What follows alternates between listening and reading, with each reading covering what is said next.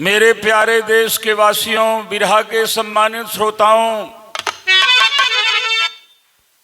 मनु ने मनुस्मृति की 4 वेद 6 शास्त्र 18 पुराण की रचना कब, क्यों, कैसे और कहाँ किया। 4 लाइन भाव है कवि का।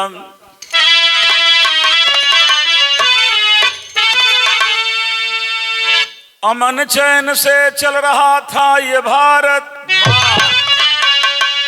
आए विदेशी उजाड़े चमन को। बोलगा से चल कर के भारत में आए, अरे लड़कर न पाए थे इस गुलशन को।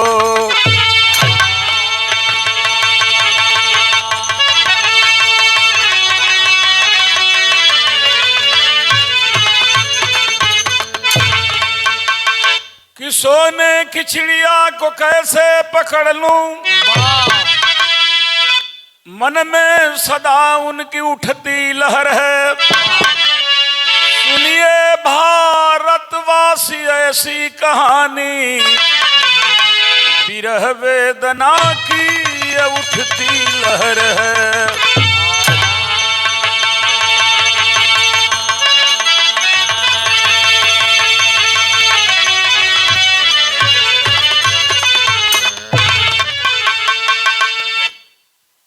चार किताब पढ़ लीजिएगा। पहली की किताब का नाम है बोलगा से गंगा, लिखे हैं राहुल सांस्कृत्यायन। दूसरी किताब का नाम है मानववाद बनाम ब्राह्मणवाद, लिखे हैं डॉक्टर राम स्वरूप वर्मा। तीसरी किताब का नाम है हिंदू धर्म का उत्थान एवं पतन, इसको लिखा है डॉक्टर रजनीकांत शास्त्री जी ने। और चौथी किताब का नाम है डिस्कवरी ऑफ इंडिया, भारत की खोज, इसको लिखे हैं भारत के प्रथम प्रधानमंत्री पंडित जवाहरलाल नेहरू ने। ये जितने आर्य हैं, मतलब मेरे कहने का कि ब्राह्मण हैं, बाभन हैं, ये यहाँ के नहीं, मध्य एशिया के हैं, यूरेशिया के हैं। इन्होंने सुन रखा था कि हमारा ये भारत सोने की चिड़िया है। सोच लिए बुद्धिमान थे, पढ़े लिखे थे। वहाँ उस समय में हमारे यहाँ न कोई जात थी, न धर्म था, मानव धर्म था। हम आपस में भाईचारे के व्यवहार से जी रहे थे। ये पढ़े लिखे थे। 5000 वर्ष पहले मनु नाम के सेनापति की अगुवाई में चल दिए भारत को जीतने के लिए और यहाँ अपना राज्य करने के लिए। एक लाइन तर्जबा भोजपुरी का गजलबा, कौन बा मास्टर?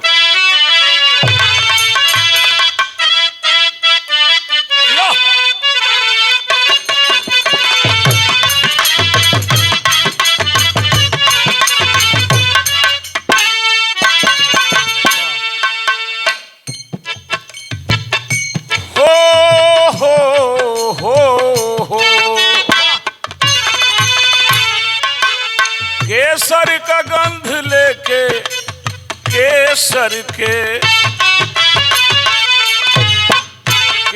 के गंध लेके, अरे पुरुआ चलल रहल।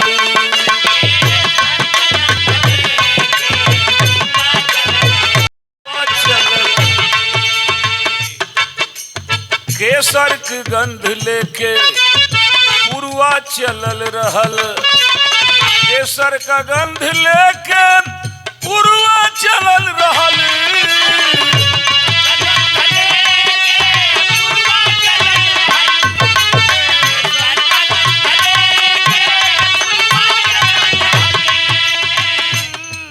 तो केसर का गंध लेके अरे पुरुआ चलल रहल। देखल कि उनकी घरवा के, अब देखल कि उनकी घरवा के है खिड़की खुलल रहल।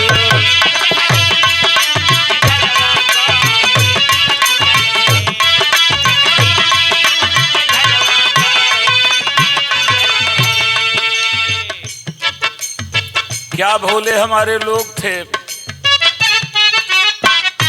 न हम अहिर थे, न भर थे, न चौहान थे, न बिंद थे, आपस में हम भाई भाई थे। तो संतोष को दिखा कर हो संतोष को दिखा कर अब धरती निगल गए।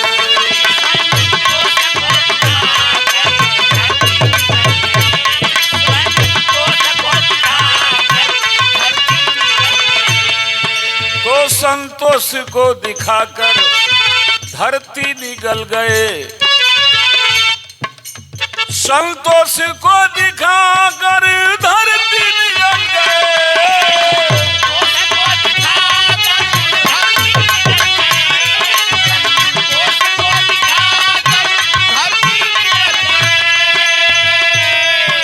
तो संतोष को दिखाकर धरती निगल गए गए।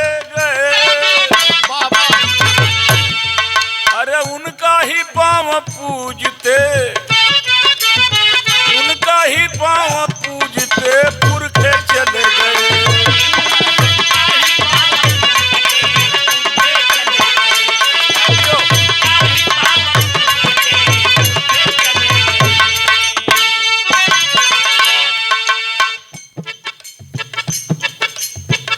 पाँच 5000 वर्ष पहले की है बात यहाँ, चले यूरेशिया से लेकर के जज्बात यहाँ।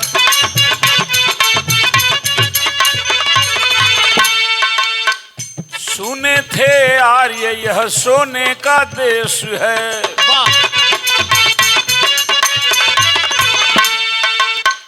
जीतने के लिए किए प्रवेश हैं।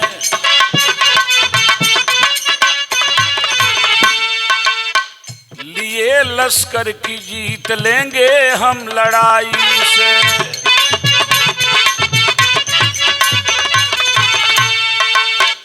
लिए लश्कर की जीत लेंगे हम लड़ाई से।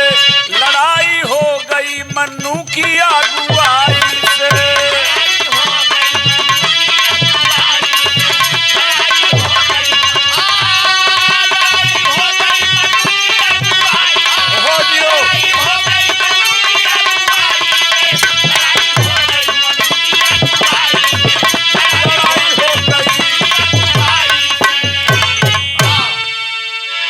मन्नू नाम का सेनापति उस समय 5000 वर्ष पहले ब्राह्मणों को लेकर के हिंदुस्तान में आया। सोचा कैसे लड़ूंगा, यहाँ के निवासी भारत के मूल निवासी ज्यादा हैं, हम कम हैं। एक बात उन्होंने सोचा, हम कूटनीति से काम लें, पता किए हर गांव में कौन यहाँ का सरगना है और कौन लालची है। एक एक गांव में एक एक लालची को पकड़ा। गरीब आदमी कथा बहुत तेज सुनता है। जब हम लोग छोटे थे तो हमारे गांव में रामायण बहुत होता था। एक राम जन्म राजभर थे उन्हीं के दरवाजे पर। तो जब हम छोटे थे तो लोग हमको बुला करके पढ़वाते थे। मेरे साथियों, विरहा के श्रोताओं, सब लोग दिन भर काम करके बूढ़े आते थे, रामायण सुनते थे, काम करते थे, हर जोत करके आए थे। रामायण हो रहा था और उनकी आंख बंद हो रही थी।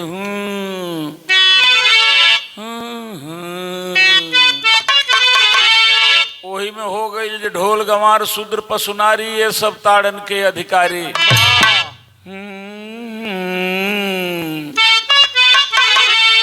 थोड़ी देर में दोहे पर आ गया। अब हुआ कि रामायण बंद होगा, सब लोग अच्छा।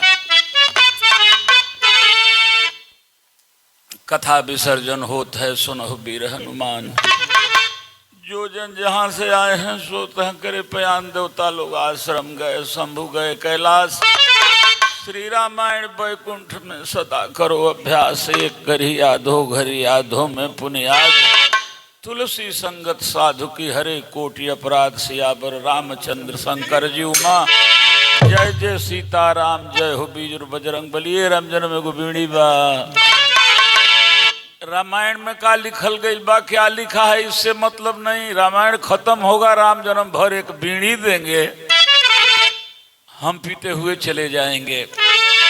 आए और एक एक गांव में एक एक सरगना को जब इस समय ये बात थी तो 5000 वर्ष हम कितने हमारे बाप दादा, मैं इसलिए सुना रहा हूं कि जो लोग अपने पुरखों को भूल जाते हैं, अपने लोगों के साहस को, हिम्मत को, संघर्ष को भूल जाते हैं, वो आगे नहीं जा सकते।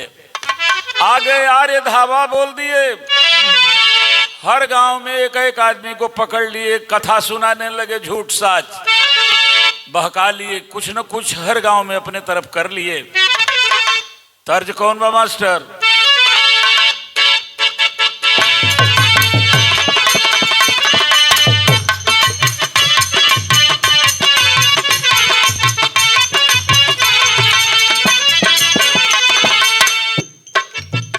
आजकल तो इतना फूहर लड़के गा रहे हैं सब। हम लोगों के जमाने में रसदार भी होती थी और सुनने लायक होती थी धुन। अरे हमारे बलमुआ तो हमारे बलमुआ के पातर कमर पलटनिए में जाए नहीं दे।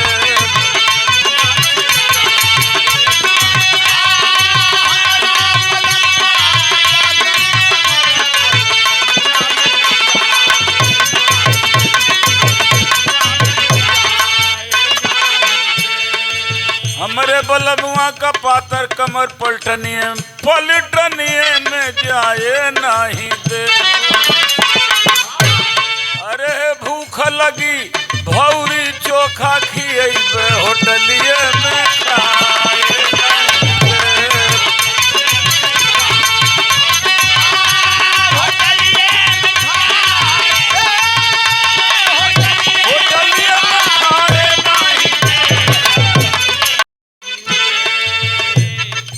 लेकिन मेरे दोस्तों,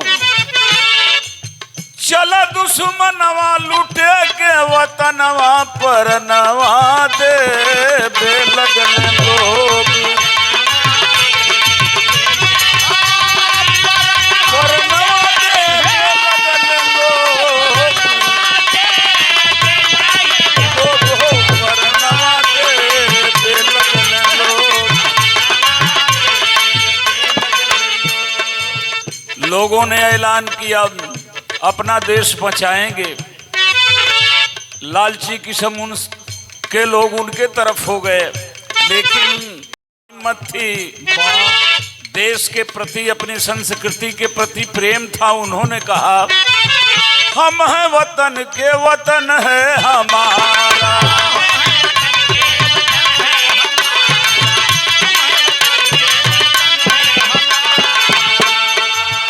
उत्तरांचल में युद्ध भइले करारा।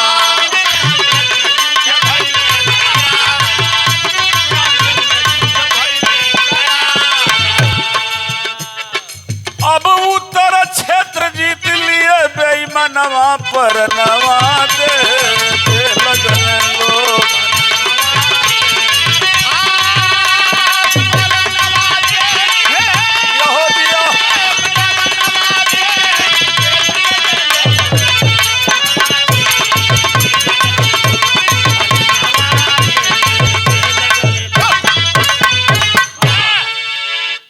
ये हमारे उत्तर प्रदेश, उस समय उत्तर प्रदेश नहीं था, बिहार नहीं था, प्रदेश की सीमाएं नहीं थी, लेकिन देश था।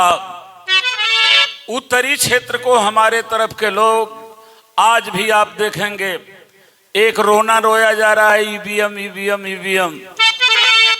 अच्छा, ईवीएम इतनी खराब है तो कर्नाटक वाले क्यों जीत गए? आज तक चाहे जितना भी चढ़ा हो मोदी का सुरूर भारत के लोगों पर, लेकिन दक्षिण वाले अपने तरफ भारतीय जनता पार्टी को पनपने नहीं दिए, इसलिए कि वो बहादुर हैं। मारो काटो छीनो झपटो, लूटने नहीं देंगे, सारे खड़े हो जाते हैं। और हम डरपोक हैं, हमें बहादुर दक्षिण को देख करके बनना पड़ेगा। आखिर भारतीय जनता पार्टी क्यों नहीं आज तक दक्षिण में पनप पाई, उत्तर ही में क्यों पनपती जा रही है? उनके तरफ भी तो ईवीएम है, लेकिन वो मरने जीने पर की वोट की कीमत हमारे जिंदगी की कीमत से अधिक है। कैसे किसी की हिम्मत होगी कि हमारा वोट चुरा लेगा? मेरे दोस्तों, उत्तर हम लोग हार गए, और जब हार गए तो उनके तरफ हो गए। मन मार के करें क्या? मन बढ़ा था यूरोसिया वालों का, आर्यों का, विदेशियों का, दक्षिण पर धावा बोल दिया। अब तो उनकी संख्या कुछ ज्यादा हो गई थी, कुछ हमारे लोग भी उनके साथ हो गए थे। हुआ क्या? तर्ज कौन बा मास्टर? हो, अरे बार बार कहना ये महाराज, अरे दादा रे दादा। अपनी जमाना कब हो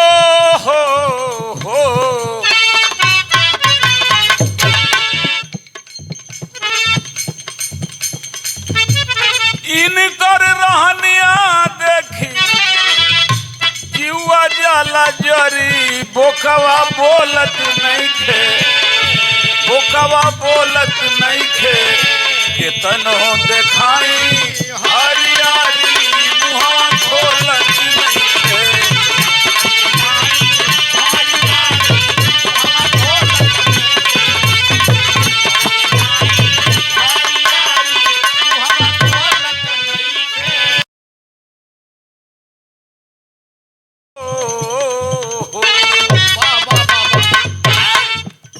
इनकर रहनिया देखी जीवा जाला जरी, बोकवा बोलत नहीं थे, अरे बोकवा बोलत नहीं थे। कितनो देखाई हरियाली, मुहा खोलत नहीं थे।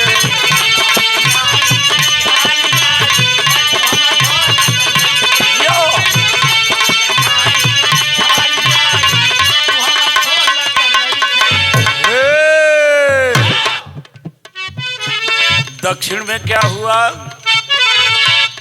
दक्षिण में आर्य जब पहले चढ़ाई हो चढ़ाई,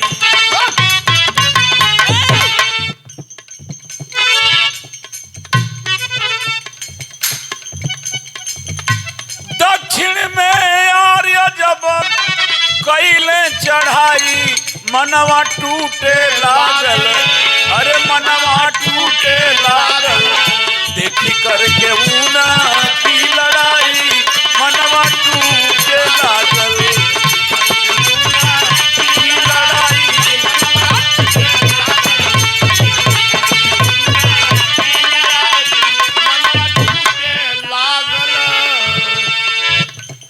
पीछे हटत आर्य हरिद्वार आई,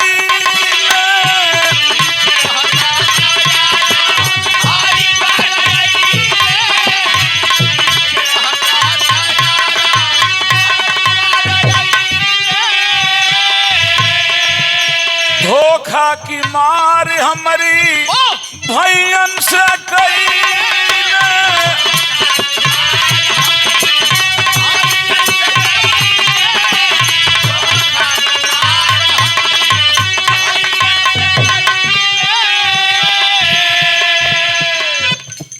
अब ना लड़ाई होई, अब ना लड़ाई होई, हम हैं तोहरे भाई। मनवा टूटे लागल, अरे मनवा टूटे लागल।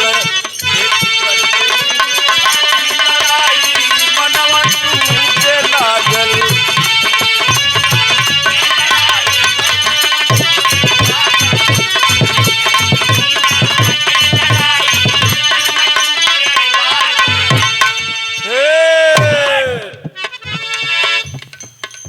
हरिद्वार तक दक्षिण वाले पीछे करते हुए विदेशियों को ले आए। वाह मर्दानगी क्या थी दक्षिण हमारे भाइयों की। जब हरिद्वार तक पहुंच गए यूरेशिया के लोग पीछे हटते हुए सोचे कि इन मूल निवासियों से हम पार नहीं पाएंगे। धोखे की मार किए कि है सुनो भाइयों अब हम लड़ाई नहीं करेंगे। हम लोग सोचते हैं कि आधे पर तुम राज करो, दक्षिण करो, उत्तर पर हम करेंगे। लेकिन एक समझौता कर दिए कि हम भाई भाई देखिए समझौता में हरिद्वार में एक भोज हम लोग कराते हैं, आप लोग भी खाइए ताकि आने वाले समय में हम लोगों का भाईचारा बना रहे। हमारे तरफ के लोग तो उनके हो ही गए थे, दक्षिण वाले भी भरम में आ गए। कैलन का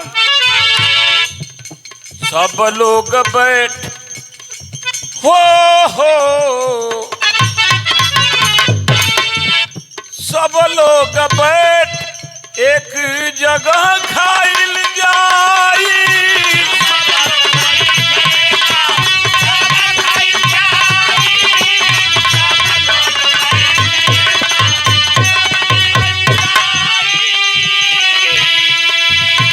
हरिद्वार में दिहलन भोजन बनाई।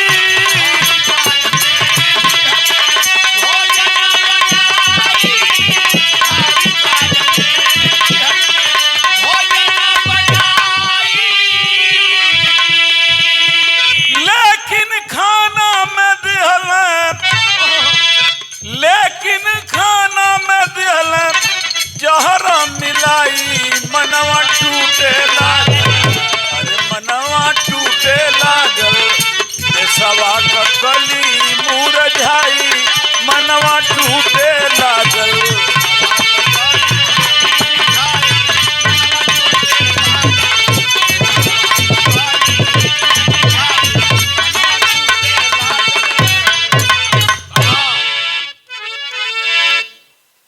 हमारे लोग भ्रम में आ गए। कहे ठीक है जब लड़ाई बंद हो गई हम भाई भाई का नाता अब चलाएंगे तो खा लेने में क्या हर्ज है। दक्षिण के बहादुर उनके साथ भोज में बैठ गए हरिद्वार में। कांप जाएगा रूह देशवासियों मूल निवासियों आपका कि हमारे पूर्वज खाना पर बैठे, इसके पहले ही पूरे खाने में जहर मिला दिए सब। और साथ नहीं बैठे, कहे कि आप लोग हमारे अतिथि हैं, हम लोग खिलाएंगे। खाना खाने के बाद लगभग 70% दक्षिण के मूल निवासी जो बहादुर सैनिक हैं सवेरे उनकी लाश हरिद्वार में पड़ गई। किसी तरीके से 30% भाग करके दक्षिण में गए, लेकिन दक्षिण वालों ने यह ठान लिया फिर से लड़ाई करेंगे। भाव है कभी का तरज तो है बाकी बैठल रहे पान की दुकानी हो बबनवा।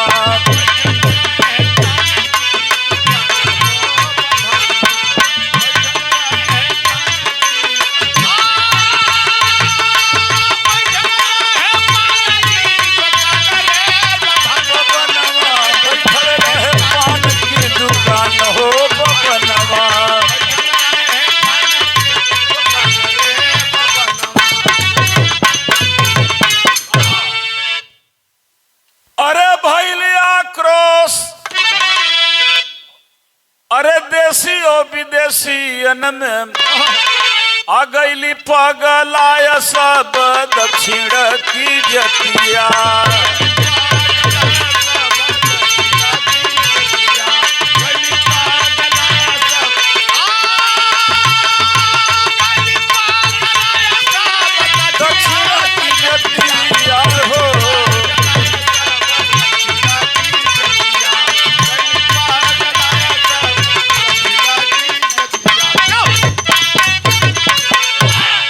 अब फिर से बटोरा से ना कैले धुआंधार जंग अतकले ना मुहावा उठा के अब विदेशिया।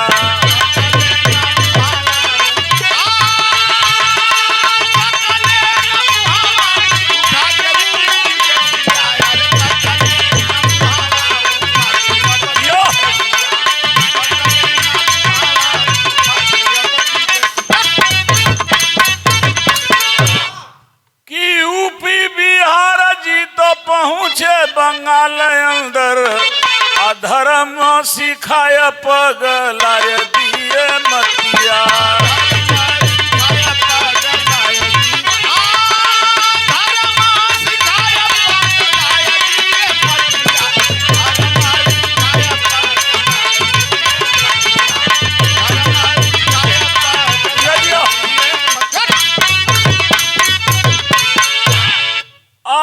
मूर्ति की पूजा का विधान अब बताई दिहल।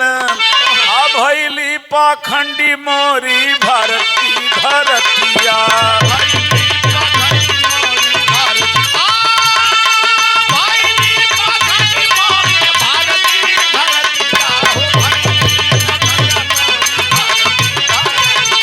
अरे भैली पाखंडी मोरी भारती धरतिया।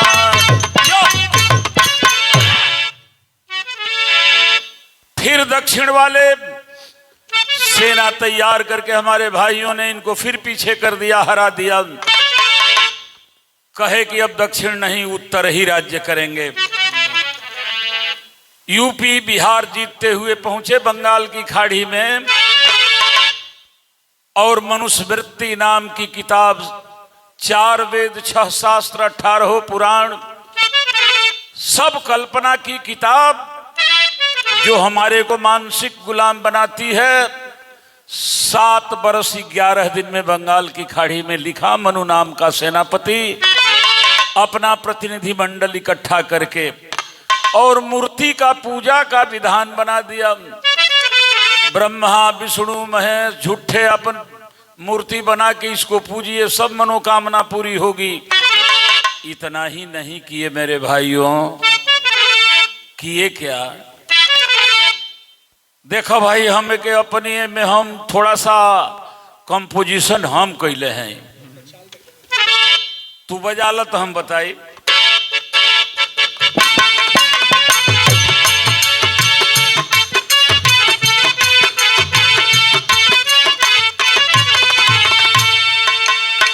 सुनिला कि ससुर में झुरझुर मोती झरे।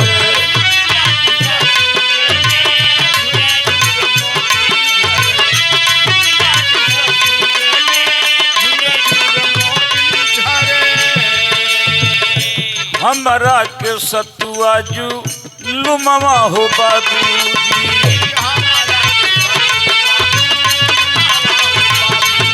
आजियो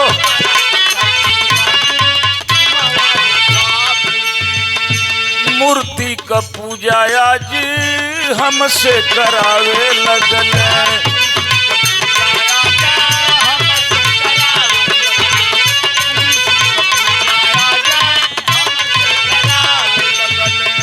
हम पगलाए गईली करके नदनिया हो,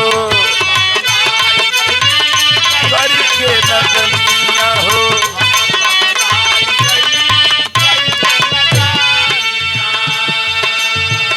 हमारे बेटी का शादी मूर्ति से करावे रामा।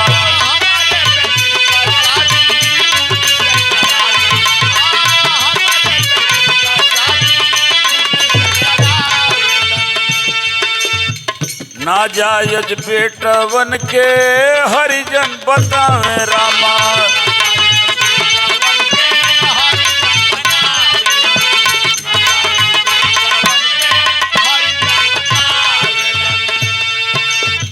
चार वर्ण धरती पर बिहल बनाई रामा।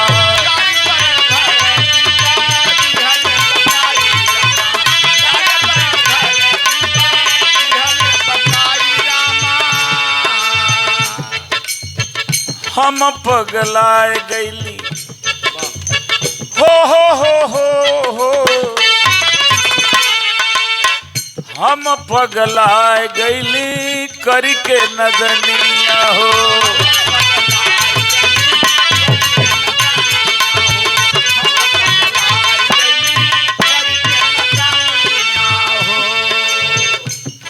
आज से 30 बरस पहले हम आपको सब बताए हैं, आप समझदार हैं, समझ गए होंगे।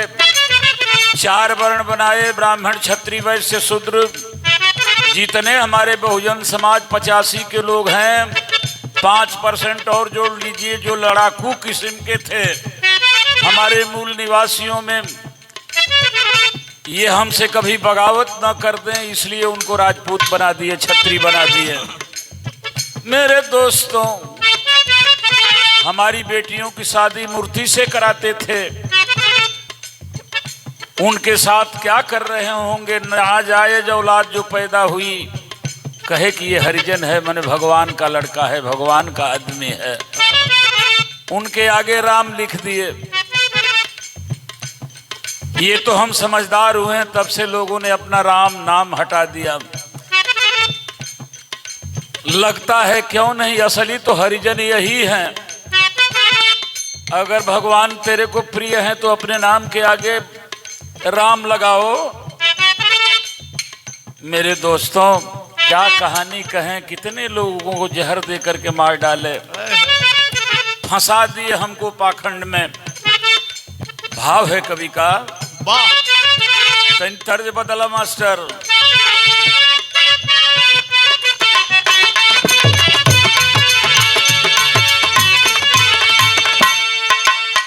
अरे गाजा पी के बलमुआ अखिया लाल कइले बा,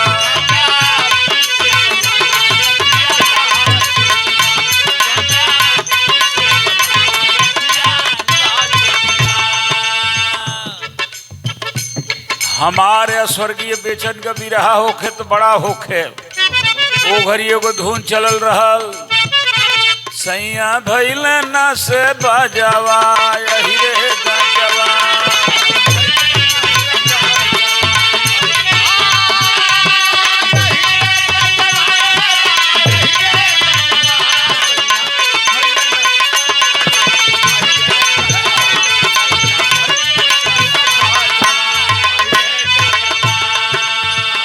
गजवा के चलत बर्बाद भइल रजवा हो रजवा,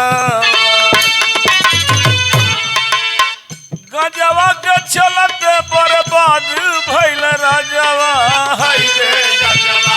अरे सैया भइल रंडी बजवा, हई रे गजवा।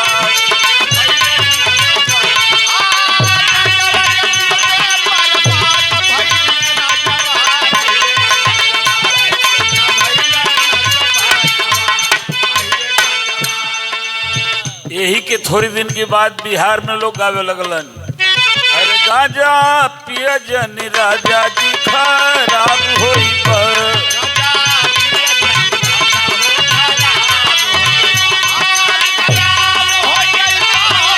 खराब हो जाइबो हो राजा।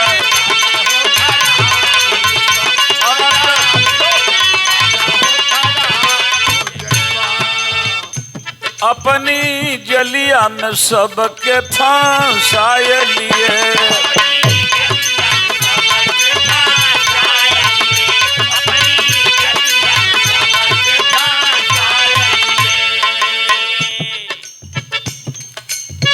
व्यवस्था बनाए अपना बनी करके माली,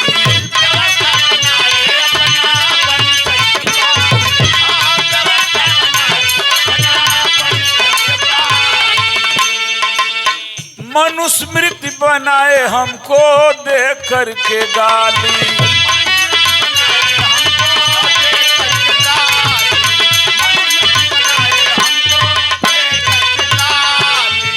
मनुस्मृति बनाए हमको दे करके गाली, काली चेहरा पे हमारी लगाए दियो।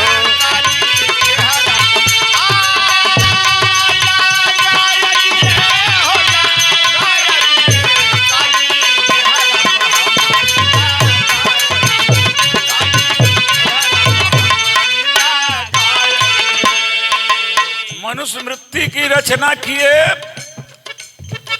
मनुस्मृति पढ़ लीजिएगा, YouTube पर खोज लीजिएगा, 3रे अध्याय का 13वां श्लोक। न उन सबों ने ठाकुर को छोड़ा, न वैश्य को छोड़ा, न शूद्र को छोड़ा, अरे इज्जतिया के नीलामी हो रही, मोरे रामा रे रामा, अरे तब से होले हमारे भैयन के ससतिया इज्जतिया के नीलामी हो रही।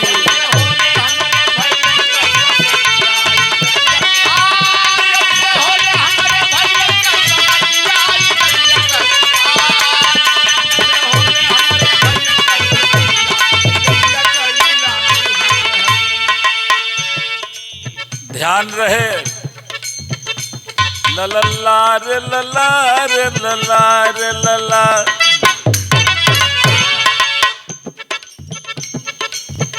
हमार मन करत बजे पन्ना एक बार और लल्ला रे लल्ला रे लल्ला रे लल्ला।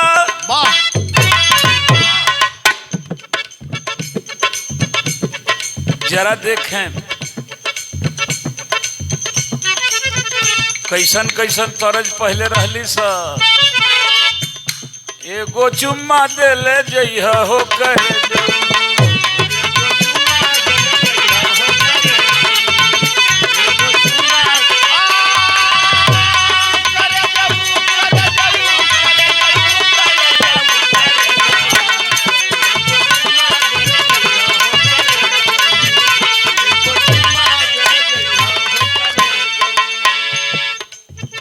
वही घड़ी शुरू शुरू में एगो हम पूर्वी गाई जब जवान रहले। सोना का जवानी हमारी माटी में मिलावत बा मुआवत बा। अरे बात तो कही दे मर्दवा इहो कोनो नया लिखाइल बा। सोना का जवानी हमारी माटी में मिलावत बा मुआवत बा। अब ही अइले ना बनवा तरसावत बा।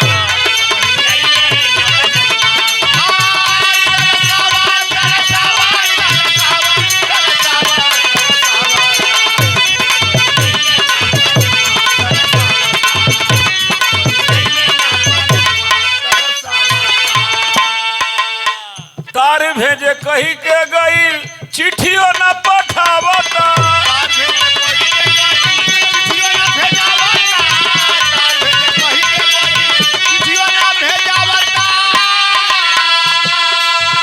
कवनी जन्म के बदला हमारा से चुकावत बा मुआवत बा।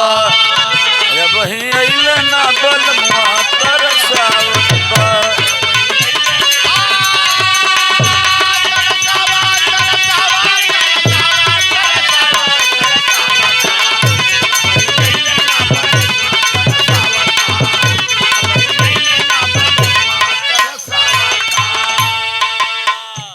ये सब क्या आज भी दक्षिण वाले इनकी रीत नीति को नहीं मानते। हम तो मानते चले गए और पागल होते गए। आज भी उधर रावण की पूजा होती है और ब्राह्मण दक्षिण वालों से हार गए थे, इसलिए कह दिए कि कोई काम दक्षिण हो करके नहीं किया जाएगा। दक्षिण बड़ा खतरनाक है।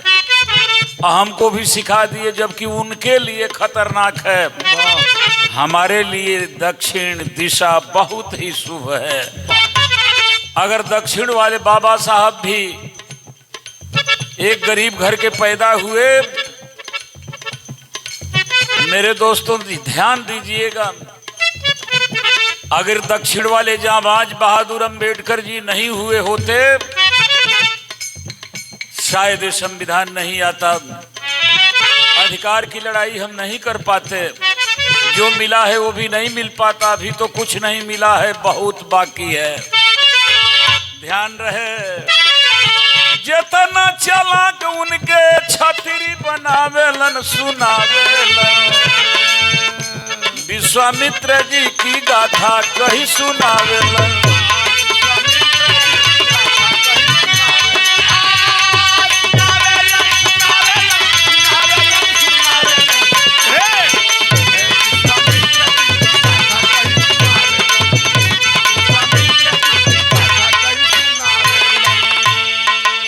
चार वेद 6 शास्त्र 18 पुराण हो।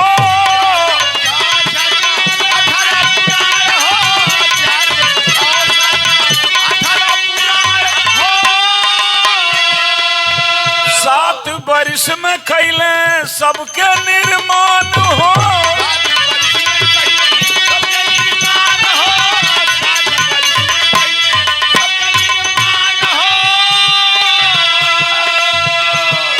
अरे लागू मनुस्मृति करके हमके भरमावेलन घुमावेलन, अपनी पीछे पीछे हमनी के घुमावेलन।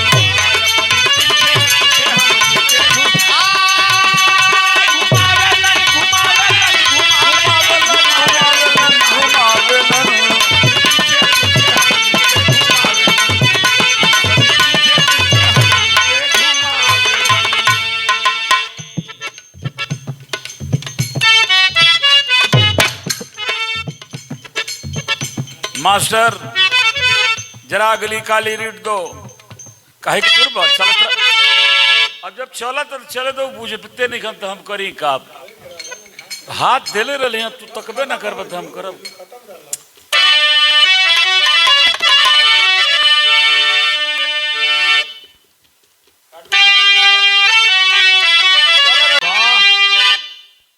उनकी बतिया दक्षिण बासी हो, आईन से उल्टी बाटे उनकी रीतिया दक्षिण बासी हो।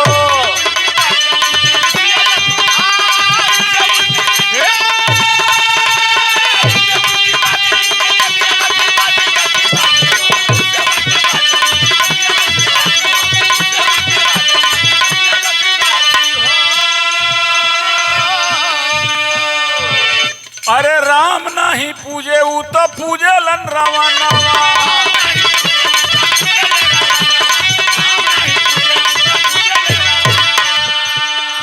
वहाँ कहाला रावण श्रेष्ठ बभनावा।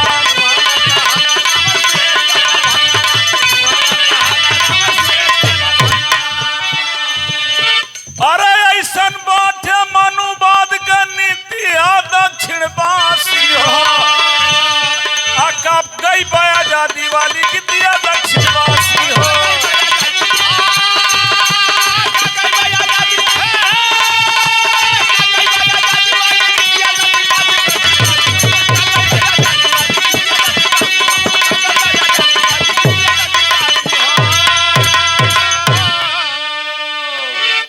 जरा देखें, कबीरदास ने कहा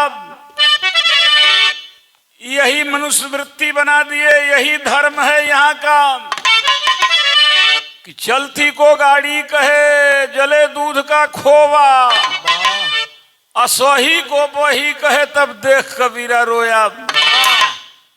यहाँ उल्टे के सही कहल जात बा, ऐसा रीत बना दिए। भाव है कवि का, और दशरथ के सुत के भगवान कही दिहल भैया।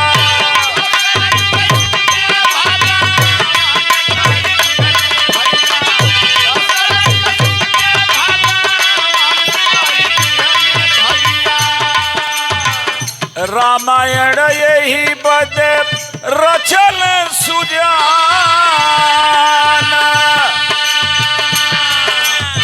लेकिन अछूत होई जैब धरती पर भैया।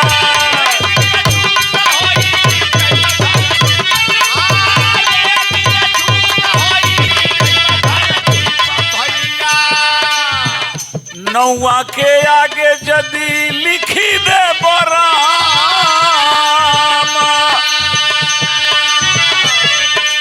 राम को भगवान मान लिए, केवल राजपूतों को ठाकुरों को अपनी तरफ करने के लिए।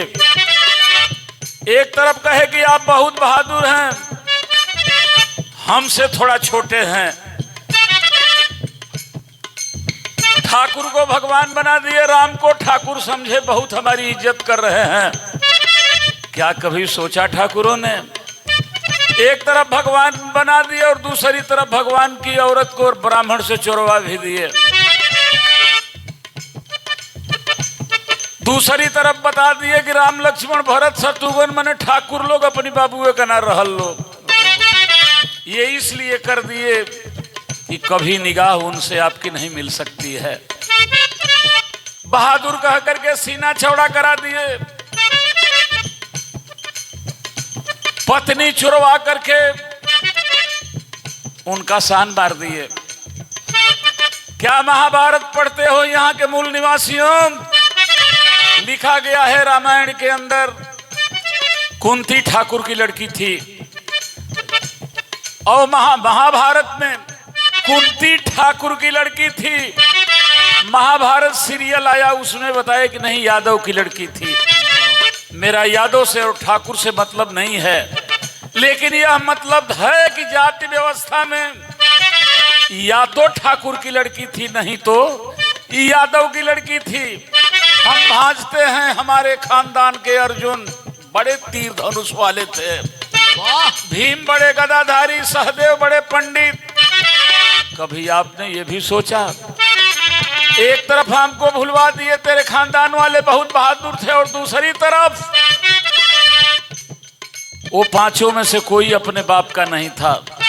सूर्य आया इधर से तो इधर से बच्चा पैदा कर दिया, इंद्र इधर से आया अर्जुन को पैदा कर दिया, जमराज इधर से आया किसी को पैदा कर दिया।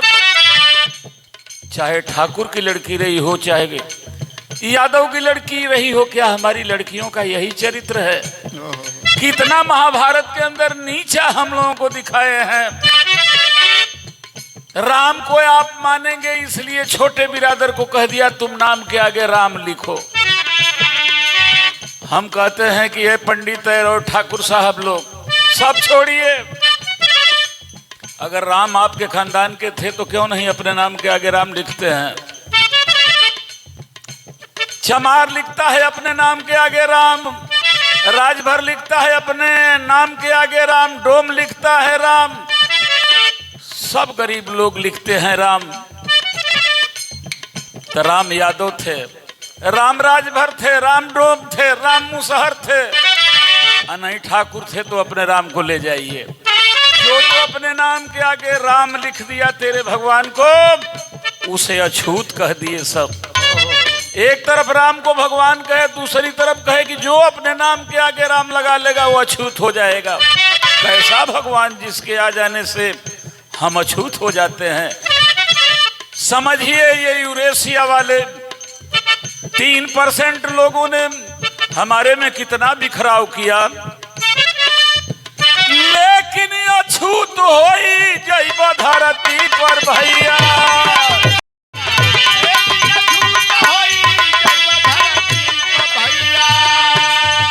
लिखी दे बना मावा के आगे यदि राम आदि गुरु होई गईले देश के विदेशिया भैया।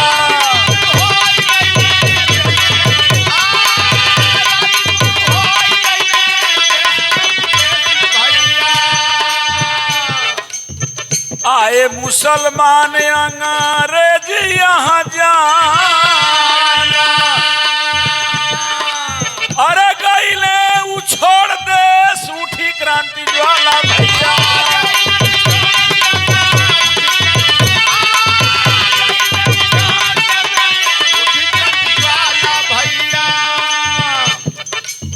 लेकिन नहीं गईले आर्य,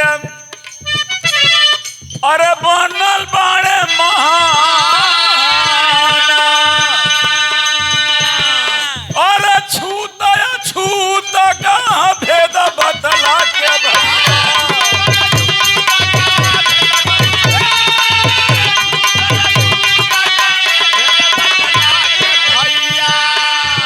हमरे में हमरा से ला गवल तूफान, अरे यही बदे धरती पर अइले बाबा साहब भैया।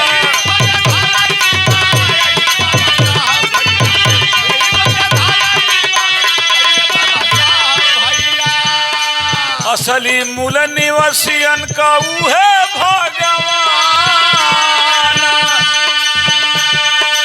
अरे मौका मिलल तो उठावले कलमिया भैया।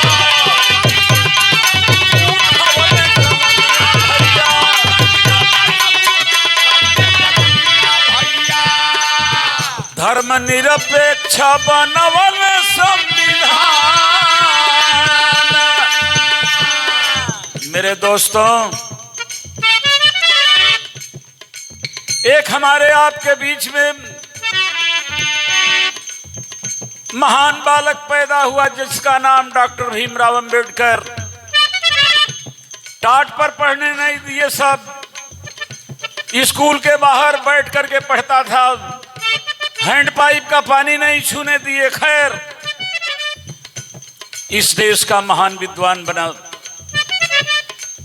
और जो मौका मिला अंग्रेज कहे संविधान कोई बनाए मैं चला जाऊंगा।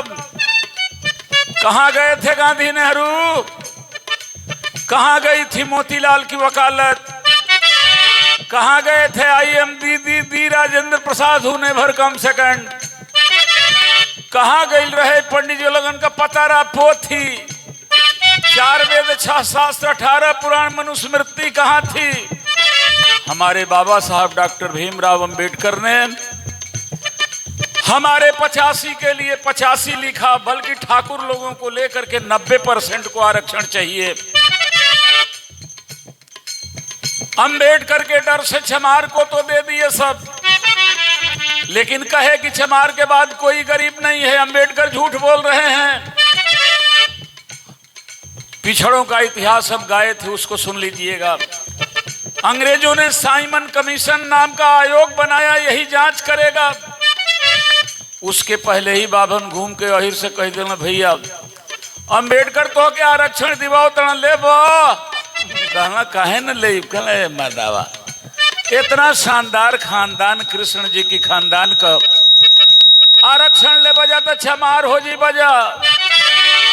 चमार होके के बाद आरक्षण ले जा। अहिर लोग कल जरे यार, जब हमनी को सचहूँ किशुन जी की खानदान गही जा तो चमार तो ना बनल जाई। भोर किया गईलन लेबो कहला हम लोग सुहल देव के खानदान के हैं। चौथा उखाड़ा जो मोथा उखाड़त रहे लो कोयरिन की हैं पहुंचला। ए भैया अंबेडकर दिवाओ तणन आरक्षण, जो तुम लोग गरीब हो जा ले बजा आरक्षण कहें ले जा। हमने के लड़का डीएम पीएम सीएम हो कुल कहला डीएम पीएम सीएम छोड़ा मर्दवा, आरक्षण ले ले तो चमार हो जीव। तो हम लोग लौ कुछ की खानदान का हुआ जा। ऐसे ऐसे पूरे पिछड़ों को बहका दिए। जब कमीशन आया और कहला हम कृष्ण जी की खानदान कहीं आरक्षण ना ले, भर कहला सुहेल देव की खानदान कहीं, पटेल मौर्य कुशवाहा कहला हम लौ कुश की खानदान कहीं। सब लोगों ने कहा हम ऊंचे हैं, आरक्षण लेके चमार नहीं बनेंगे। कमीशन ने रिपोर्ट दे दिया, चमार के बाद कोई दूसरा आरक्षण नहीं लेना चाहता है। एमे बाबा साहब का कवन दोष बाप। एक बात समझिएगा, बाबा साहब डॉक्टर भीमराव अंबेडकर के बारे में पूर्व राष्ट्रपति अमेरिका बराक ओबामा ने लिखा है कि हम बालक हमारे यहाँ यूनिवर्सिटी में पढ़ करके गया, उसने भारत का संविधान बनाया। अमेरिका फक्र कर सकता है, हम नहीं कर सकते। नेल्सन मंडेला ने लिखा है कि भारत में अगर कोई चीज ले आने लायक है तो वह है बाबा साहब डॉक्टर भीमराव अंबेडकर का लिखा हुआ संविधान। मंडेला गर्व कर सकता है, हम नहीं कर सकते। हम कहां तक करेंगे। बाबा साहब को पढ़ लेना दोस्तों, कभी कष्ट में होना तो 2 वर्ष के थे, उनकी माताजी की मौत हो गई। 22 वर्ष में बड़े लड़के की मौत हो गई। 25 वर्ष में छोटे बेटे और बहन की मौत हो गई। 26 वर्ष की उम्र में बड़े भाई की मौत हो गई। और 27 वर्ष की उम्र में राज रतन नाम का लड़का जी, जो बहुत खूबसूरत था, बाबा साहब बहुत मानते थे उसे। उन्हें लंदन जाना था गोलमेज सभा में, जहां गांधी और नेहरू वकालत करने पहुंचे थे कि यहां पर कोई भी गरीब नहीं है। अंबेडकर हमारे तरफ से वकालत करने वाले गोलमेज सभा में जाने वाले थे। उनके जाने के 2 घंटे पहले ही उनका खूबसूरत बेटा राजरतन मर गया। उनके छोटे भाई ने आकर कहा, भैया कहाँ जा रहे हैं? कहे लंदन जा रहे हैं। राजरतन नहीं रहा, थोड़ा सा मायूस हुए, लेकिन जब नजर उठा करके 30 करोड़, उस समय हमारी देश की जनता की आबादी 30-35 करोड़ थी, एक तरफ 28 करोड़ लोगों की तरफ उन्होंने देखा, जो 95% 96% होते हैं। अपने छोटे भाई से कहे, तुम सब देख लेना, मैं जा रहा हूं, बेटे की लाश है। अरे भैया क्रियाक्रम करके तो जाइए। कहे क्या करें, अगर मैं यहां रह जाऊंगा तो गांधी और नेहरू ऐसा कर देंगे कि आज तो मेरा एक लड़का चला गया, अगर वहां नहीं जाऊंगा तो हमारे लाखों लाख करोड़ों लड़कों का नसीब खत्म हो जाएगा। मैं जा रहा हूं। ऐसे बाबा साहब डॉक्टर, आज ही अगर मंडल कमीशन की रिपोर्ट लागू हो जाए, 12 करोड़ ओबीसी, ये बात ब्राह्मण जानता है, लेकिन हमारे लोग समझने के लिए तैयार नहीं हैं। बारे बाबा साहब, गजब आपने संविधान लिखा, और इस सिद्धांत के वजह से, संविधान के वजह से थोड़े दिन और जी जाएंगे तो सारे लोग संगठित हो जाएंगे। इन मनुवादियों ने किया क्या? 6 दिसंबर सन 56 के दिन भैया,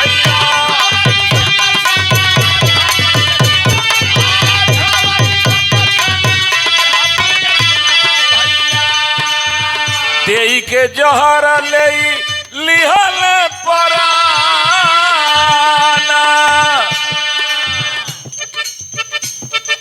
6 दिसंबर 56 को बड़े साजिश के तहत जहर दिलवा दिए। बाबा साहब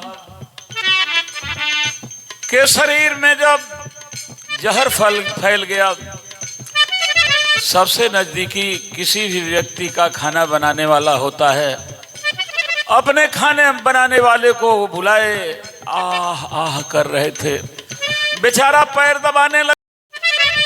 मेरी एक बात हमारे आने वाली पीढ़ी से बता करके जाना कि जिस कारवां को डॉक्टर अंबेडकर 1956 तक 6 दिसंबर तक इस हिंदुस्तान में खींच करके लाया है, हमारे लोग इसे आगे बढ़ा देंगे।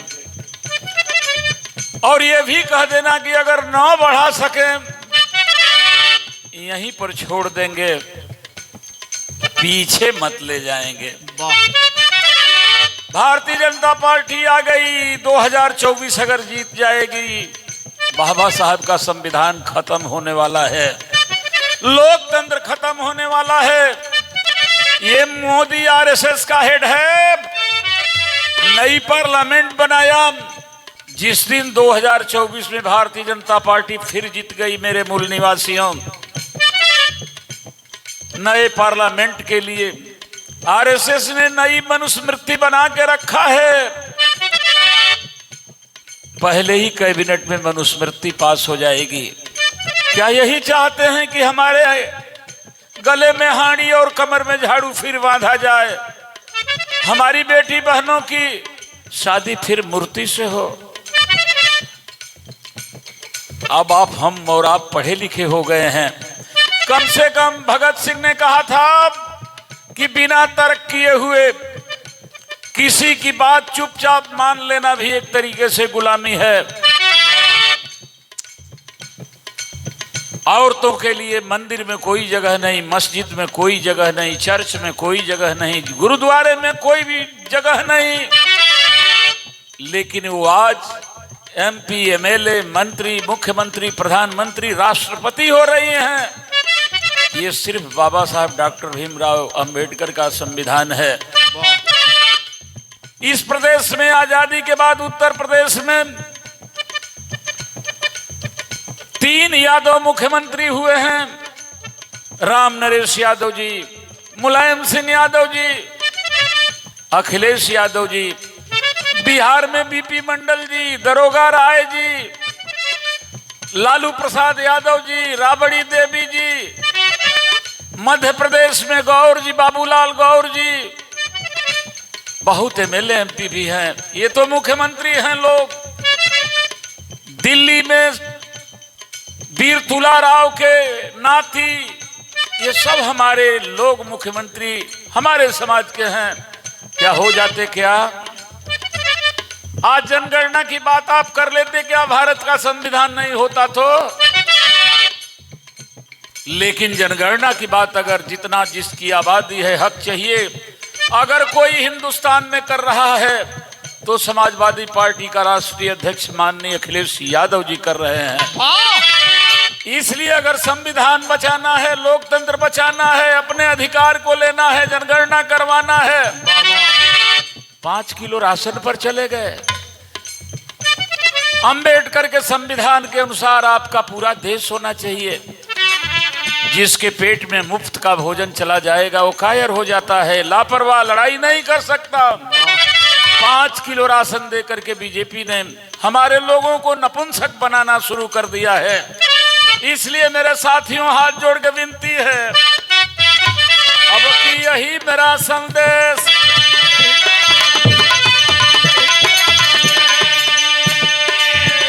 लेला अपन भारत देश, पैबा तबे तू आजादी भारत के बसिया।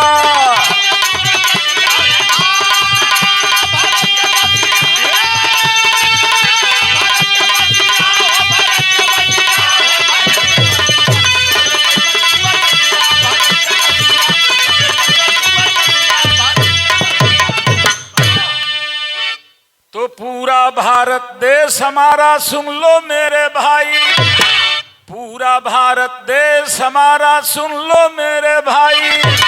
अरे 5 किलो राशन पर तू गईला भुलाई, अब से जोरा फिर भाव दिया भारत के बसिया।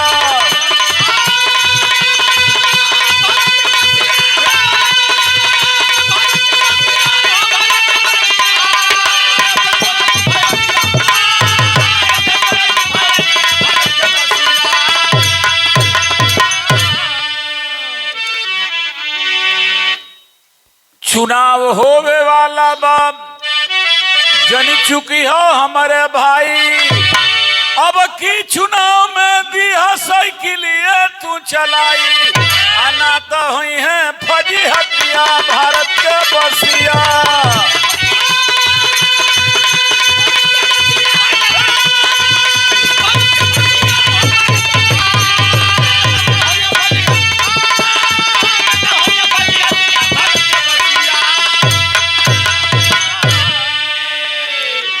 देव भोला कहते सच में, अरे सोचो मूल निवासी, का पैबो तू लेके मथुरा अयोध्या काशी। इज्जतिया के नीलामी हो रही, इज्जतिया के नीलामी हो रही। अगर इकर बजा तो ना